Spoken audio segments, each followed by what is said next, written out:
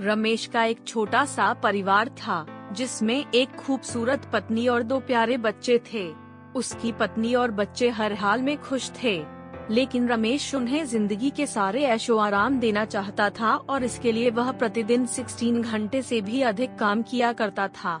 दिन भर ऑफिस में काम करने के साथ साथ वह सुबह और शाम ट्यूशन सेंटर में ट्यूशन भी पढ़ाया करत आकार था।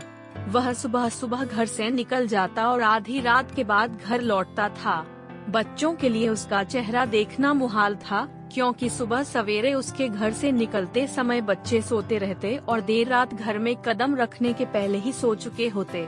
हाँ, रविवार को जरूर वह घर पर होता, लेकिन उस दिन भी वह किसी न किसी काम में व्यस्त रहता और उसका समय परिवार के साथ न बीतकर काम करते हुए बीतता। परिवार उसके साथ क्वालिटी टाइम बिताने का बस इंतजार करता रह जाता। पत्नी अक्सर उससे कहा करती कि उसे घर में वक्त बिताना चाहिए, बच्चे उसे बहुत मिस करते हैं। उस वक्त वह यही जवाब देता कि ये सब मैं उनके लिए ही तो कर रहा हूँ। बढ़ते घरेलू खर्च और स्कूल खर्च के लिए मेरा ज्यादा काम करना जरूरी है। मैं उन्हें एक अच्छी जिंदगी देना चाहता हूँ। रमेश की यह दिनचर्या वर्षों जारी रही। वह यूं ही परिवार को अनदेखा कर कड़ी मेहनत करता रहा। इसका प्रतिफल भी उसे मिला। उसे पदोन्नति प्राप्त हुई, आकर्षक वेतन मिलने लगा।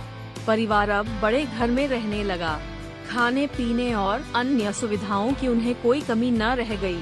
लेकिन रमेश का यूं ही काम करना जारी रहा।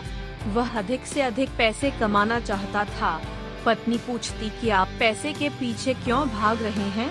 हमारे पास जो है हम उसमें खुश रह सकते हैं। तो उसका जवाब होता कि मैं तुम्हें और बच्चों को दुनिया जहां की खुशियां देना चाहता हूं। बस कुछ साल और मुझे मेहनत करने दो। पत्नी चुप हो जाती। 2 साल और बीते। इन 2 सालों में रमेश बमुश्किल अपने परिवार के साथ समय बिता पाया। बच्चे अपने पिता को देखने, उससे बातें करने तरस गए। इस बीच एक दिन रमेश की किस्मत खुल गई। उसके दोस्त ने उसे अपने व्यवसाय में हिस्सेदारी की पेशकश की और इस तरह रमेश एक व्यवसायी बन गया। व्यवसाय अच्छा निकला और रमेश को पैसे की कोई कमी नहीं रह गई थी। उसका परिवार अब शहर के सबसे अमीर परिवारों में से एक था।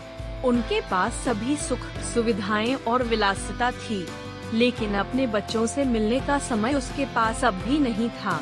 अब तो वह बमुश्किल घर पर रह पाता। उसका अधिकांश समय घर से दूर बिजनेस टूर में बीतता।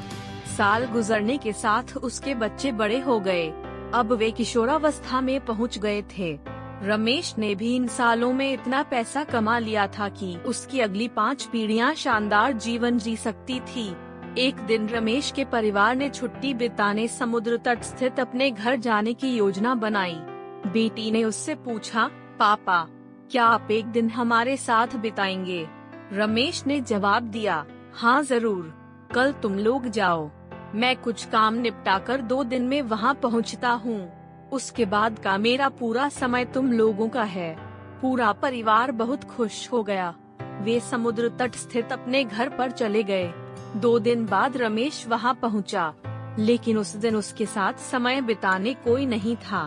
दुर्भाग्य से वे सभी उस दिन सुबह आई सुनामी में बह गए थे।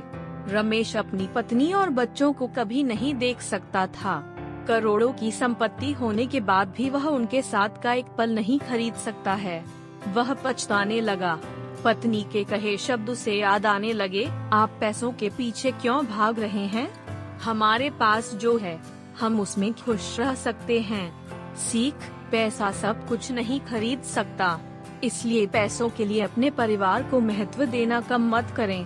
पैसा खो देने के बाद फिर से कमाया जा सकता है, लेकिन अपनों को खो देने के बाद दोबारा वापस नहीं पाया जा सकता।